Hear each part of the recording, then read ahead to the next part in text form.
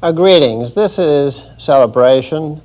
My name is John Savers. I'm your host, and today we'll continue with our little series, Jews and Their Culture. For those of you new to Celebration, this is a program which tries to investigate in a fuller way peoples and their cultures. I say in a fuller way because we do know that the establishment, of course, has put forth positions that are considered acceptable, usually feel-good positions, and these are taught in the schools. Of course, you cannot expect a educated person to come out of the public schools under a New Age setup under the guise of being a public school, and this all under the watchful eye of Freemasonry. It just could not possibly happen. No, we think serious omissions occur. The students out there can themselves relate how their libraries have Jewish encyclopedias, for instance, and these kinds of material. I doubt that they proliferate in public school libraries. No, there are certain kinds of books that don't really appear, certain kind of information.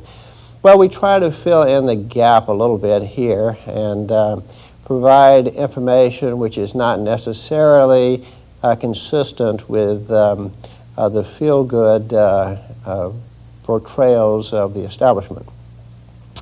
Therefore, this is in some ways an educational program. We do take an embracive approach. That is, we use standard reference text such as encyclopedias and reference books of various sorts.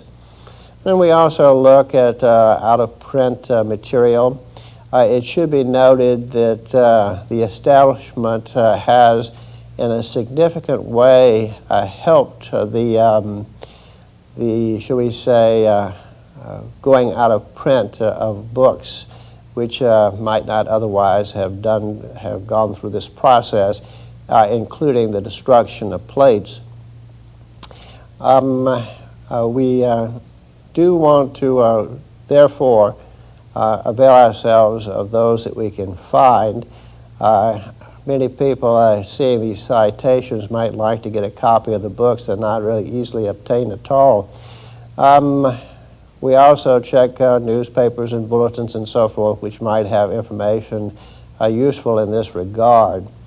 Now, this process, of course, has been one which has been a kind of a weak or soft spot, as it were, in the presentation, inviting the agents of the establishment to attack the material, the sources, and so forth, and to mock and laugh. These people are kings, as it were, of the loud laugh and the mugging and pointing of fingers and so forth, and the avoiding at all costs the issue if possible.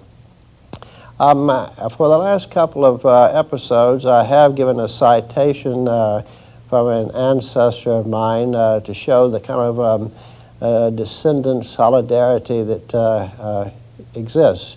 We'll do that again at this point in time. But you draw near hither, sons of the sorceress, offspring of the adulterer and the harlot. Of whom are you making sport? Against whom make ye a wide mouth, and draw out the tongue? Are ye not children of transgression, a seed of falsehood, inflaming yourself with idols under every green tree, slaying the children in the valleys under the cleft of the rocks? Isaiah 57:3-5. And so it goes, folks. What once was is. The ancient reappears in the present. As King Solomon said, there's nothing new under the sun. So it all happens to this day. Now, we have been in our series on Jews and their culture taking a look, first of all, the initial episodes of just what is a Jew, particularly according to the flesh. But subsequently, we have approached the subject of what is a Jew according to beliefs, thoughts, and so forth, and particularly have been looking at Orthodoxy and the Talmud and Qabalah. Now, we intend to continue with this. We have demonstrated already that the Qabalah was not an area for, shall we say, Jewish kooks and whatnot, far out types. But in fact, members of the Sanhedrin, including Rabbi Akiva, were noted in this area. Now, it should be said that there are three particular books that are noteworthy in this particular connection. One is called the Book of Formations, which is credited to Rabbi Akiva by some.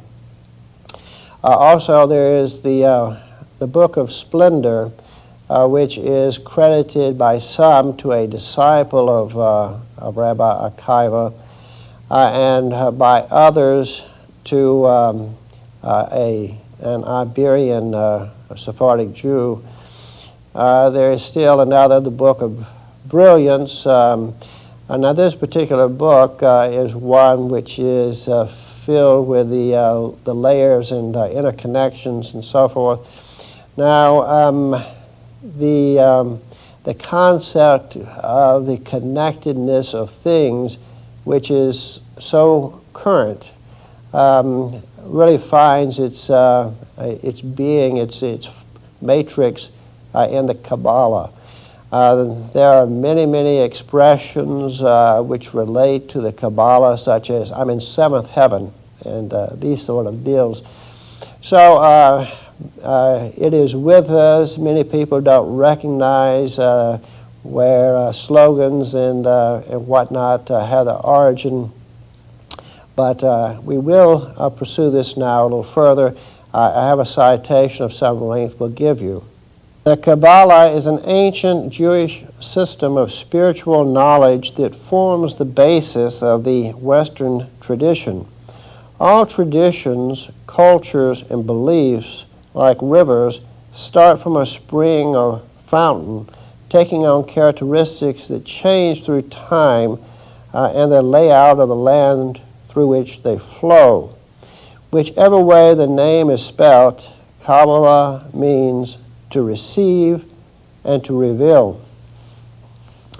Kabbalistic teachings stem mainly from three different books. The first is called the Sefer Yetzirah, better known as the Book of Formation. The second book is called the Zohar, commonly referred to as the Book of Splendor. Both the Sefer Yetzirah and the Zohar, the feminine and the masculine sides of God. This is a citation from Kate Reader's Qabalah, pages 1 and 4-5. Now, people, I think it's probably evident to most of you that Ms. Readers takes a certain feminist line to the Qabalah.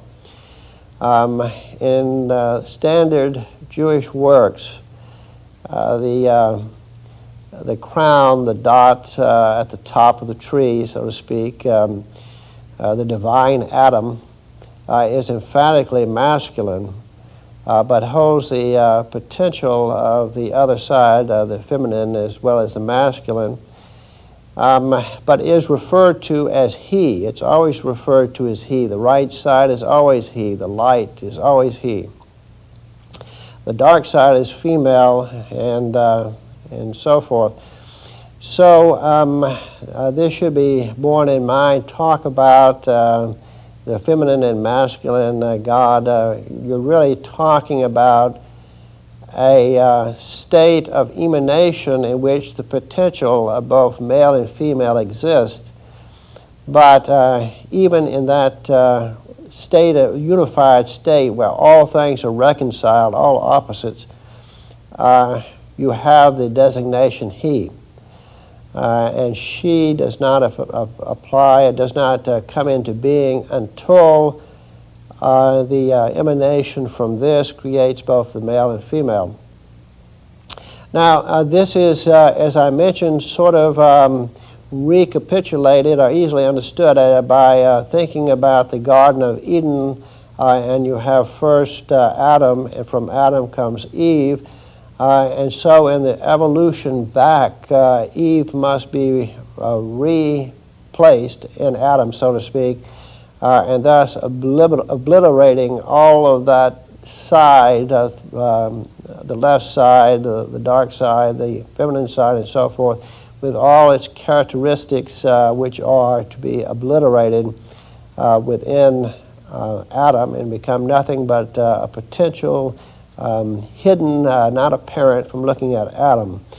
At any rate, let's go forward, because I wanted to give today diagrams, graphs, and so forth to try to make it a little bit easier for the viewer.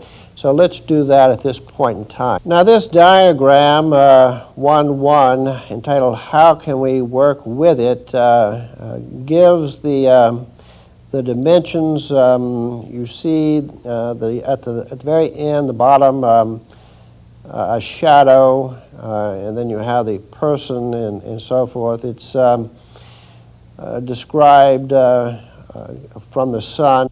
When a person stands in the sun, a shadow is cast. It has length and width, but no depth, and is therefore two-dimensional. In order for the shadow to lift its arm, the physical body has to lift its arm. One may have a conversation with one's shadow, but it can never reply. Point 2 in this diagram. The body has length, width, and depth, and is therefore a three-dimensional being. This extra dimension that the body possesses gives it the ability to understand the two-dimensional shadow. It can then make the necessary movements that will allow the shadow to move. And now let's move to point 3. Above, around, next to, or within the body is an even higher interdimensional being. This being understands the need of the individual on a much higher, deeper level.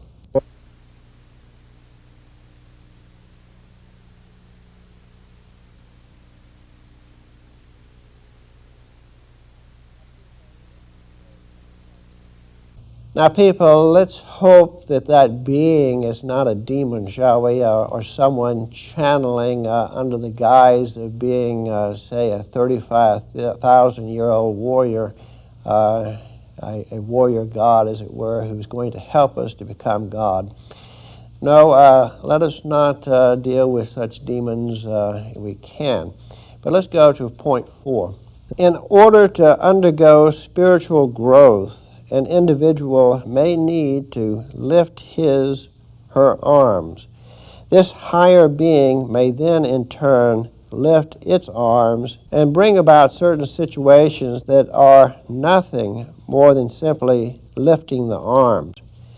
When we understand this concept, we can recognize obstacles as growth opportunities. Well, people, I believe this first illustration graphic here kind of suggests the complexity which is potentially here.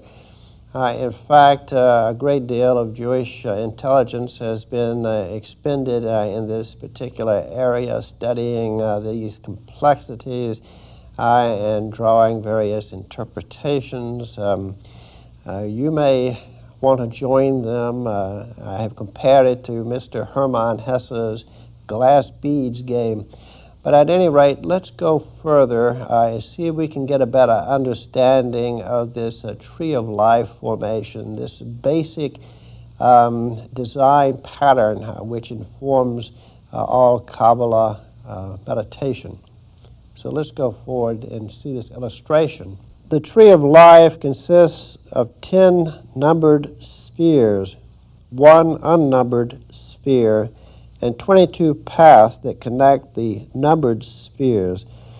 The spheres are all located on 3 columns. The numbered spheres follow in sequence, which will be easy to realize once the tree has been drawn in total. Now let's pause here and put a table up which gives some of the characteristics or associations in this basic tree. So let's go to that now.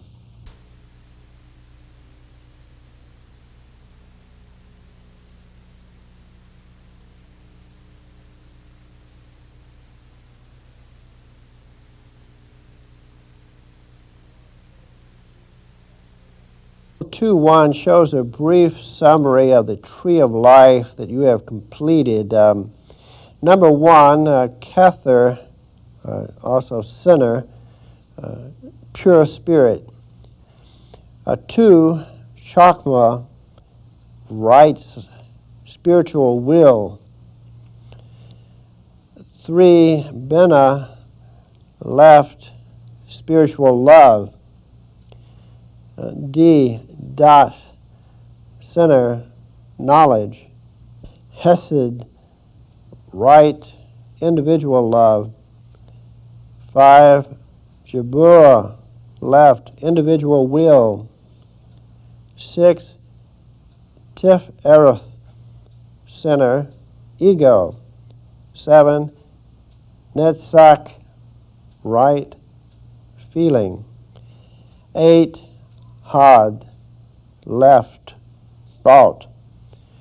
9, Yesod, sinner, subconscious. And 10, Malchuth, sinner, external world. The tree of life was created from sphere 1 down to 10. Now one can connect the numbered spheres in sequence and notice that a flash enters the tree at the top, moves towards the right and then to the left until it reaches the final sphere at the bottom of the tree. This represents a lightning flash so often seen in nature and is referred to as the lightning flash of creation. Well, people, in this illustration that we have before us, you will notice at the top the negative veils. Now, it should be recalled that God, the ultimate God, does not exist in the Qabalah. God is beyond existence. God is no thing. Insofar as spirit is something, a spirit is not God and God is not spirit.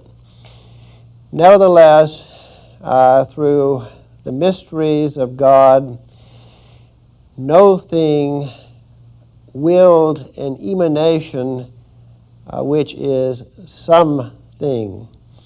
And this is Ansoff. This is the realm of the negative veil. But let's see if we can get some more on this. Notice how the tree is cut into 3 parts by the veil and the abyss. The veil cuts through Tif-erith, separating spheres 7, 8, 9, and 10 from the rest of the tree, while the abyss cuts through Dath, separating spheres 1, 2, and 3 from the middle section, which consists of spheres 4, 5, and 6. Within every person are masculine and feminine qualities that are associated with the right and left sides, respectively, i.e., the right is masculine and the left is feminine. The right side of the tree contains the masculine characteristics and the left the feminine ones.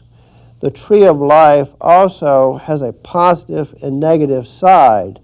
This rule can be compared with the moon, which, when full, merely reflects the light of the sun.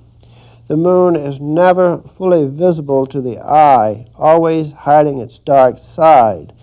The same principle is active in the tree of life. There is a dark, negative, and a light, positive side to almost all the spheres. This is not the same as the masculine and feminine sides, although they are also referred to as the positive light and negative dark sides. Well, I think it's pretty apparent, folks, that in this we have the potential of imposing on the material world abstract dwellings which may be nothing more than that and have no real existence or meaning or pith to it. We see these kinds of lunatic impositions often. Now, in Freemasonry, there used to be a slogan which an older head would give to a younger to the effect, study the book of nature, brother. It bears the stamp of deity.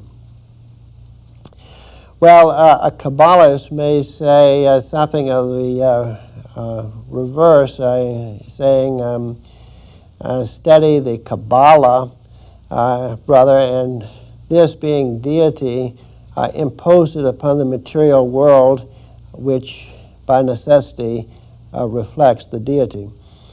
So you get these kind of doctrinaire and lunatic notions from the Qabalah imposed on the real world, and if they have to put someone on a Procrustean bed to make it work, if they have to lop off arms and legs and whatnot to make people fit, they're going to do this.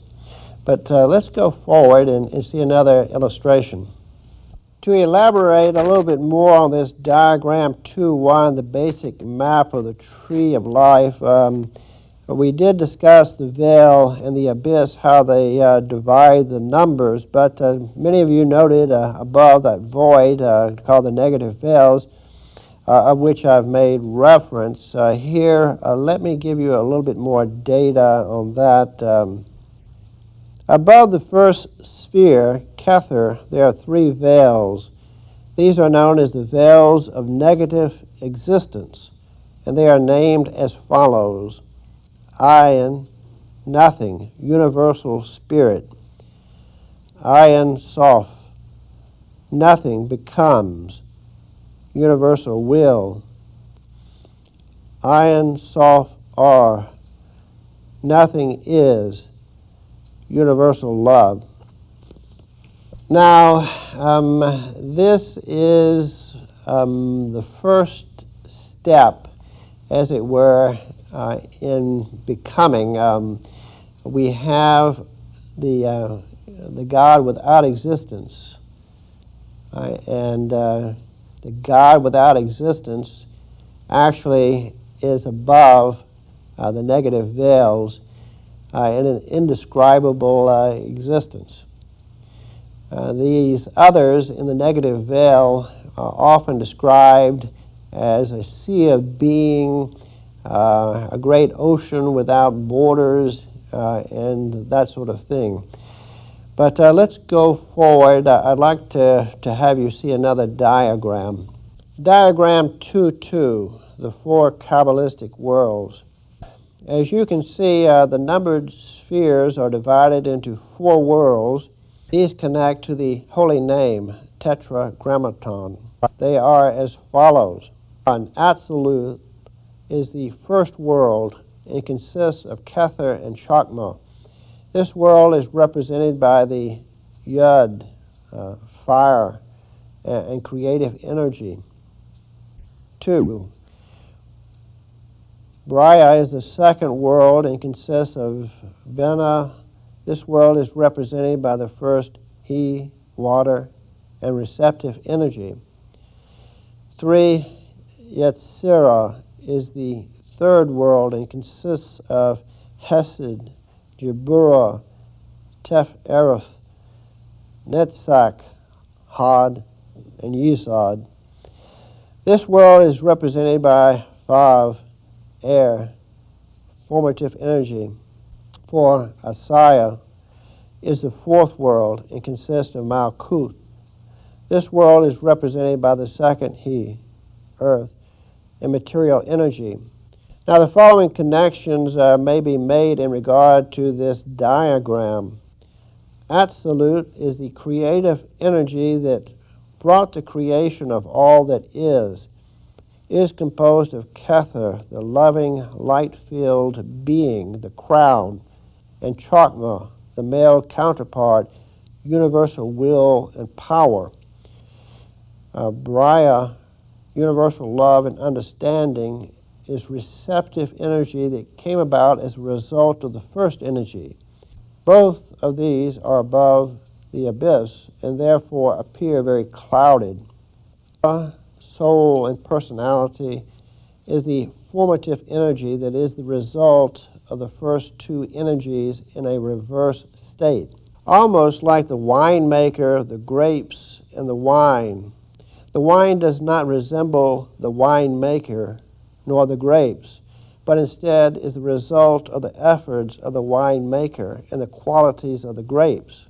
Asaya, the body, is the material formative energy that springs from the combining of the creative energy and the receptive energy, the recipient of the creativity. Now, I know many of you are already wondering how in the world this could be of import to anyone. How could it affect the political economy or anything else? It's just a bunch of hooey and foolishness, and you don't want to watch it or believe that it could possibly have any influence. But strange to say, it does and has and will.